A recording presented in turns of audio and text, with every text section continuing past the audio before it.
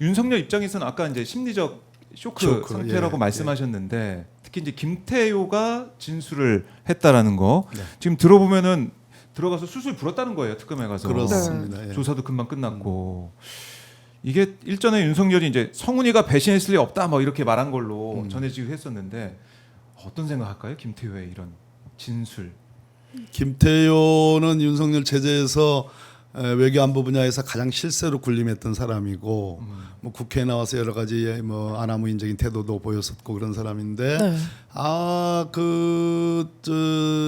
김태효의 역할이 너무나 가려져 있어서 이 어마어마한 최혜병 사건의 박정훈 단장에 대한 최종적인 어떤 그 해임 조치, 직무상의 해임 조치를 하고 기록을 회수하고 하는 그 과정에서 역할이 없었을까?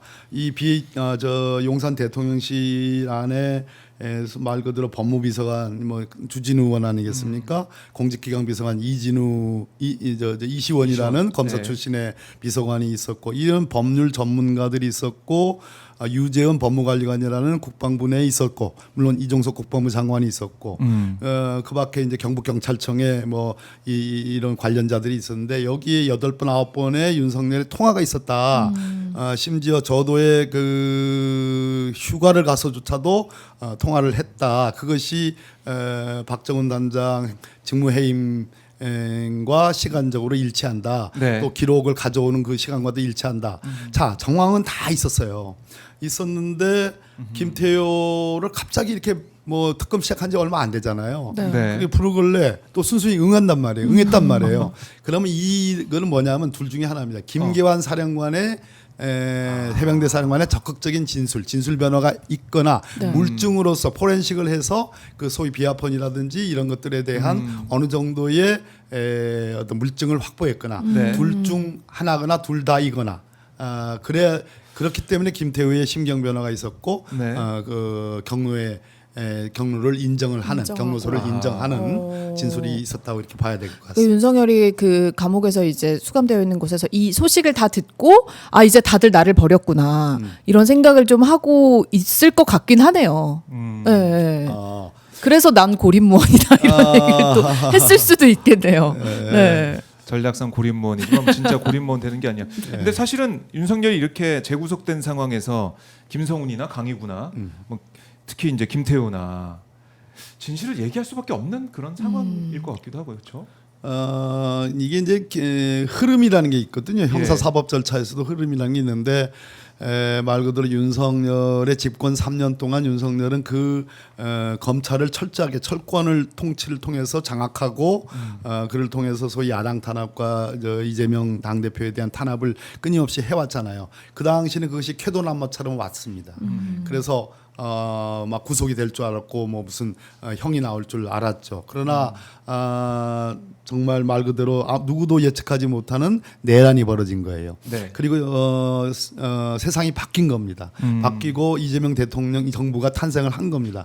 이런 속에서의 형사사법 절차에 거기에 종사하는 장본인들 즉 판사나 검사나 가 느끼는 그러한 흐름들이 있는 것이고 그 안 속에서 참고인이든 피의자든 관련자들이 느끼는 어떤 세상의 변화에 대한 두려움 같은 거 진실을 은폐하면 그 은폐한 것이 자기에게 돌아올 수 있는 불이익함 어떤 또는 처벌 가능성 이런 것들을 다 느끼게 되는 거거든요. 그래서 뭐 특별히 강압 수사를 한다든지 이재명 정부에서 강압 수사하는 거 아닙니다. 특검에서 지금 강압 수사한다는 얘기 안 나오잖아요. 불어요 그냥. 세상이 달라졌기 때문에 그 심리적 국민적 그 눈초리가 워낙 무섭기 때문에 그러한 기세 속에서 진술의 변화들이 있는 것이다. 그런 속에서 윤석열이 이제서야 내가 권력을 잃고 진짜 이제는 별 아닌 존재가 돼버렸구나 라는 느낌은 갖게 될 겁니다. 사실 보면 지금 윤석열하고 그 계엄에 참여했던 그 사람들과의 진술도 지금 계속해서 엇갈리고 있고 윤석열도 이제 막 그 경호처 고발하고 그러지 않았습니까? 그런 것들 봤을 때 누가 먼저 배신을 해서 형량을 줄이느냐 이 게임이 될 수도 있겠다. 물론입니다. 대단히 좋은 말씀입니다. 그러니까 수사에 협조하는 것은 당연히 구형권을 갖고 있는 그 수사기관 특검 입장에서는 수사 절차, 형사사법 절차에 네. 협조한다는 것은 개전의 정이 있는 거고 네. 반성 여지가 있는 거니까 구형을 할 때 참작을 하게 되는 거죠. 그래서 지금은 오히려 윤석열의 12.3 내란 행위의 실체를 그밖에 뭐 최혜병 특검 외압 사건의 실체를 밝히는데 너도 나도 어느 순간 물꼬가 트여지면 지금 이미 물꼬가 트여지고 네, 있는데 네. 그렇네요. 어느 순간에 너도 나도 진실을 자백하는 그런 형국을 맞이하게 될 수도 있겠습니다. 이제 강희구, 또 김성훈, 또 김태호까지 네. 다음 순서는 누가 될까요? 어, 누가 또 진실의 문을 열까요? 이종섭 장관이 언제까지 버틸 수 있을까? 도주대사. 김태호가 네. 불었는데 이종섭 장관 언제까지? 본인 호주 대사로 도주했잖아요. 그 도주에 도와준 사람들 법무부 장관들 있지 않습니까? 예. 예, 이런 게 있고 예. 내란 사건으로 가 보면 네. 역시 앞으로의 핵심은 노상원이가 과연 노상원이가 그 수첩의 내용들이 자기가 가공한 소설에 불과한 거라고 지금까지 그렇게 그런 태도인데 네. 그걸로 일관할 수 있을까라는 그런 그것이 실행되지는 않았지만 네. 그것이 일종의 미수 예비 음모에 해당하는 그러한 행위들은 있을 수 있고 그런 것을 협의한 상대방이 있을 수 있다. 예. 그래서 김용현 국방부 장관과의 어떤 대화의 내용이라든지 네. 또는 자기는 전 정보사령관인데 현 정보사령관 당시 내란 때 현 정보사령관 간의 어떤 협의 내용 뭐 이런 네. 것들이 저는 튀어져 나올 가능성이 있고 아하. 역시 전쟁을 빙자해서 비상계엄을 합법화, 합리화, 정당화하려는 그런 시도가 있었는데 네, 맞아요. 그 점에 대해서 뭐 이제 여러 범죄들이 나열될 수 있는데 저는 본질에 딱 맞는 것은 외환 유치라고 봅니다. 외환 유치. 예, 외환 유치. 말 그대로 왜 바깥에서의 어떤 대한민국에 환란을 끼치는 것을 초래하려고 한 것이 외환 유치거든요. 네. 네. 다만 북한을 적국으로 볼 수 있느냐라는 것에 대해서 1983년 우리 대법원 판례가 간첩죄에 있어서는 북한을 반국가 단체만이 아니라 네. 준적국으로 볼 수 있는 판례가 있어요. 딱 하나 남은 게 통모하여라는 게 있는데 북한과 통모하여 네. 이게 있는데 그 몽고에서 이상한 조짐들이 있었습니다. 지금 저 정보 사령부 애들이 가가지고 북한 쪽하고 접촉하려고 하는 그러한 모종의 작업들이 있었어요.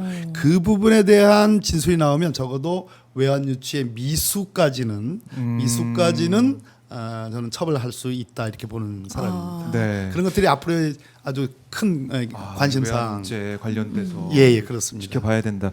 지금 보니까 김병주 민주당 최고위원도 지금 얘기하고 있는 게 지난해 10월 3일, 8일 북한에 보낸 무인기의 좌표가 김정은 숙소로 추정되는 북한 평양 15 관저라고 또 얘기를 하더라고요. 네.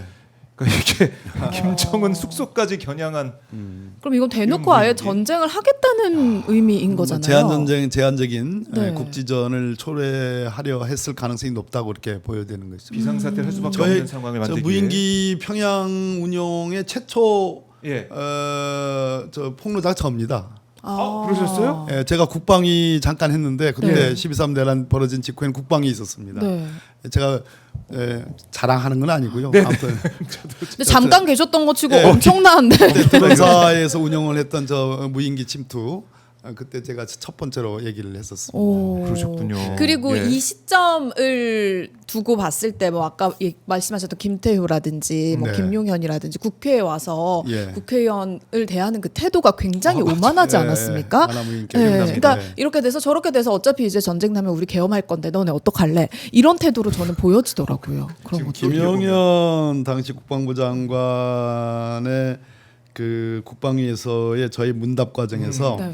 고 노무현 대통령님을 아주 비하하는 그런 발언들을 했어요. 네. 노무현 대통령님이 매주 골프장에 나가서 골프를 쳤다 이 순 거짓말을 해가지고 제가 진짜 호통을 치면서 그거 만약에 시정하지 않으면 사과하지 않으면 내가 가만 안 있겠다 해서 사과를 받아냈는데 네.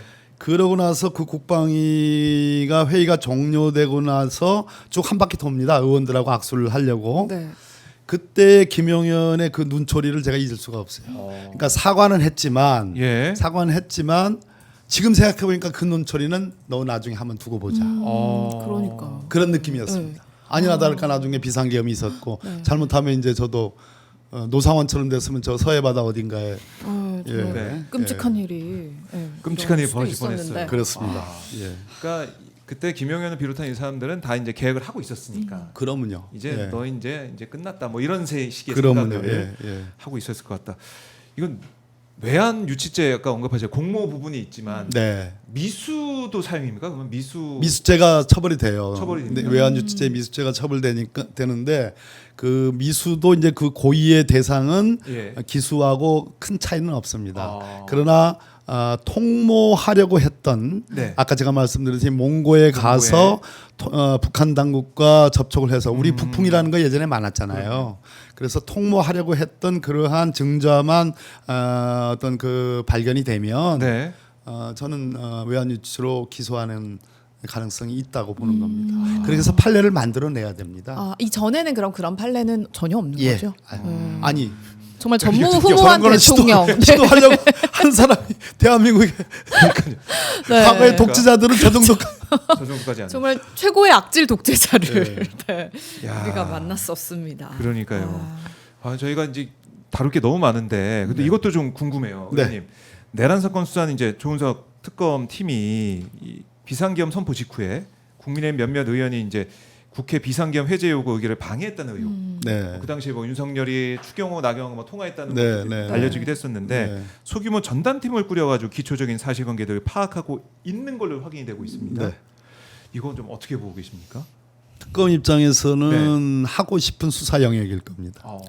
그러니까 윤석열이라는 대통령이 김용현 하나만 믿고 비상계엄을 했을 것이냐. 이 비상계엄의 해제라는 것이 헌법에 나와 있는데 네. 이 해제를 막는 것이 가장 비상계엄을 성공시킬 수 있는 가장 좋은 길이거든요. 그런데 해제가 되지 않습니까? 그렇죠. 근데 그 해제 직전에 국민의힘의 여러 의원들, 뭐 의원총회를 빌미삼아 국회의사당 회의장에 못 들어가게 한 추경호 당시 원내대표의 소행이라든지 예. 나중에 알고 보니까 윤석열과 통화가 있었고 또 나경원 의원 같은 경우, 윤상현 의원 같은 경우 한 45명의 의원들이 그 소위 이제 공수처에서 영장 끊어가지고 관저에 있는 윤석열 체포하러 들어갔을 때 어마어마한 저항을 하고 뭐 그렇죠. 선동을 하고 말 그대로 내란을 사실상 고무하는 듯한 그런 연설들을 하고 그랬잖아요. 그게 한 네. 45명쯤 됩니다. 저희들은 그거를 내란 방조라고 이제 저희들은 주장을 하고 있는데 네. 또는 내란 선동죄에 해당한다라고 저희들은 주장을 하고 있는데 이 부분을 특검은 사실은 보고 싶어 할 겁니다. 왜? 비상계엄이라는 헌법상의 제도를 통해서 국정을 중단시키려고 하는 이 모험적인 이 행위에 부하내동이 있지 않으면 이것은 성공할 수 없는 것이고 두 번째 성공한 이후에 향후 정국을 자신들의 입맛에 맞게끔 요리하기 위해서는 국민의힘이라는 집권 여당의 도움을 받아야 되는데 그런 속에서의 국민의힘의 실체, 정책 실체가 대통령의 비상계엄을 미명하에 있는 내란에 대해서 어떠한 인식을 했고 어떻게 움직였느냐라는 것을 규명하는 것은 네. 대한민국 헌정사에서 굉장히 중요한 일에 네. 해당하는 겁니다. 맞아요. 이러한 정당, 만약 그것이 사실이라면 네. 이 정당은 위헌 정당에 가까운 정당이고 또 하나 여기에 덧붙여서 한독수로 대통령 후보를 잠시 동안 바꿔쳤습니까? 네, 새벽에 말도 안 되게. 한 대여섯 시간 갔죠 효력이. 예, 이것이 가능한 정당 구조, 거의 파시스트에 가까운 일이 잠깐 벌어졌거든요. 네. 이 두 가지를 합치면 이것이 일맥상통하는 국민의힘의 정당 구조와 의사결정 구조가 드러나는 거죠. 네. 그것은 대한민국의 민주적 기본 질서에 맞지 않다고 한다면 그것은 단죄를 받아야 되는 거죠. 네. 그런 측면에서 특검의 수사 구미에 아주 딱 맞아 떨어지는 그런 대상이 된다 이렇게 보는 겁니다. 그러니까 네. 아까 그 외환 관련 이슈도 그렇고 이것도 그렇고 다시는 이런 일을 할 생각을 하지 못하도록 엄하게 처벌해야 될 정확한 것 같아요. 말씀입니다. 네. 그래요. 그렇습니다. 그럼 이렇게 정당 해산되고 이러면 뭐 선거비는 또 어떻게 됩니까? 이거 관련이 있습니까? 선거비 문제? 돌려받아야 이런 것들? 되는 거 아닌가요? 그러면? 토해내되고 이런 부분들이 연관이 돼 있나요? 그 후보 교체나 뭐 이런 것들. 정당 해산 전에 공직선거법 위반 혐의가 지금 윤석열 등등이 다 있지 않습니까? 이미 네. 뭐 불법 선거 예. 그걸로 대통령 선거 관련해서 허위사실 공표 혐의가 이미. 확정이 되면 음. 그 돈이 한 380억 되는가? 예, 뭐 그건 토해내야 되는 180억. 예, 되는 그 당사를 다 가까이. 팔고 해도 어떻게 다 충당이 안 될 것 같아요. 그렇네. 그것도 이제 남아 있으니까 네. 그렇습니다. 들여다봐야 된다 하는 거. 알겠습니다. 아, 저희 오늘 숨가쁘게 네. 근데 너무 정리를 잘해주시고 말씀을 잘해주셔가지고 네. 아이고. 저희 시청자분들 많은 도움이 됐다라고 댓글을 많이 달아주고 계시네요. 그렇군요. 감사합니다. 네, 고맙습니다. 의원님 가시기 전에 못한 말씀 있으면 저희가 듣고 마무리 좀 해보도록 하겠습니다. 아닙니다.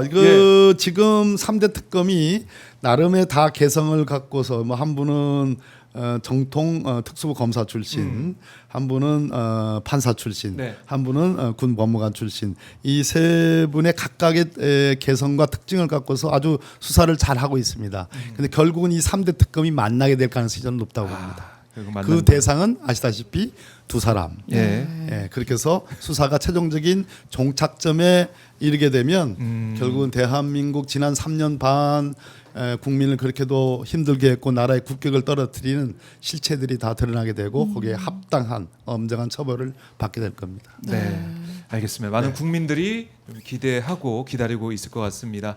자, 의원님 오늘 네. 잘 들었고 다음에 네, 또 고맙습니다. 뵙겠습니다. 감사합니다. 네, 고맙습니다.